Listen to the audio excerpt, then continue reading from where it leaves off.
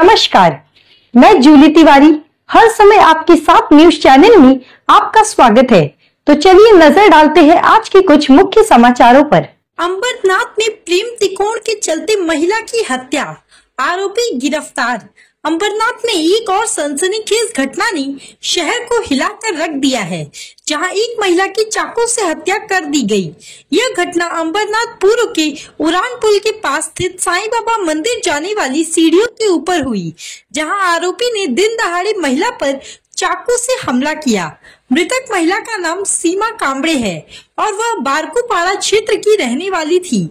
आरोपी राहुल, जो सीमा के साथ प्रेम संबंध में था, उसने अचानक उस पर हमला कर दिया और उसे मौत के घाट उतार दिया। सीमा विवाहित थी, लेकिन वह अपने पति से अलग रहती थी। घटना के बाद पुलिस ने तत्परता से कार्रवाई करते हुए आरोपी राहुल को गिरफ्तार कर लिया है। फिलहाल पुलिस इस हत्या के कारणों की जांच कर रही है।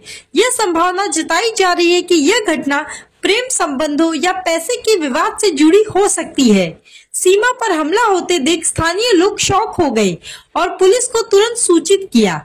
घटना के बाद इलाके में बैरिकेड्स लगाए गए और पुलिस की जांच जारी है। इस दिन दहाड़े हत्याकांड ने अंबरनाथ में खलबली मचा दी है।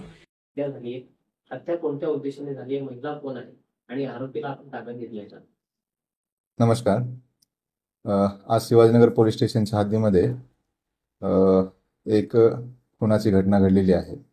त्यामध्ये सीमा कांबळे वय 42 वर्ष या महिलेची हत्या झालेली आहे। या हत्येचं प्रायमाफसी प्राथमिक जे रिझन आहे ते आर्थिक व्यवहारातून झालेले हे हत्या आहे। आरोपीने महिलेकडनं काही पैसे घेतलेले होते, त्या पैशाचा वापस करण्याचा तगादा लावल्यामुळे आणि ते पैसे वेळेवर न दिल्यामुळे दोघांमध्ये वाद निर्माण झाले होते। त्यातून ही हत्या झाल्याची प्रथमदर्शनी माहिती आहे। यामध्ये आरोपीला आम्ही ताब्यात घेतलेला आहे आणि अटकेची आणि एफआयआर दाखल करण्याची कारवाई चालू आहे। सर, काही दिवसांपूर्वी ती महिला त्या संबंधित आरोपीवर बलात्काराची केस करण्यासाठी पोलीस स्टेशनला आली होती, मात्र केस त्यावेळेस घेण्यात आली नव्हती आणि त्यामुळेच सगळा प्रकार घडल्याची माहिती समोर आली। नाही, त्या अनुषंगानं आर्थिक व्यवहाराच्या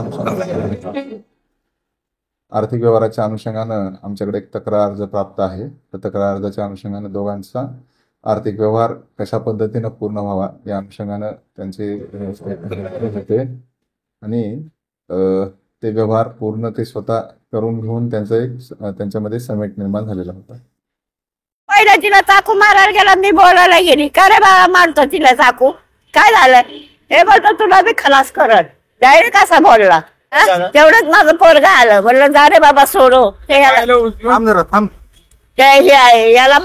बी मारला असं। मी म्हणलं बाबा पब्लिक नाही, कोण सोडवायला नाही, काय नाही साहेब, काय करणार? चाकू, मोठा चाकू, मोठा खंजीर होता। पहिले पोटात उपसलं तर साहेब, मी स्वतः बघितलं डोळ्याने। मग मी बोलले अरे का मारतो? 2 वेळा चाकू मारला साहेब। मी त्याच्यात आलो तर तो पळाला, तर त्याला काय बोललो, काय कशाला रे मारतो असं बोललो।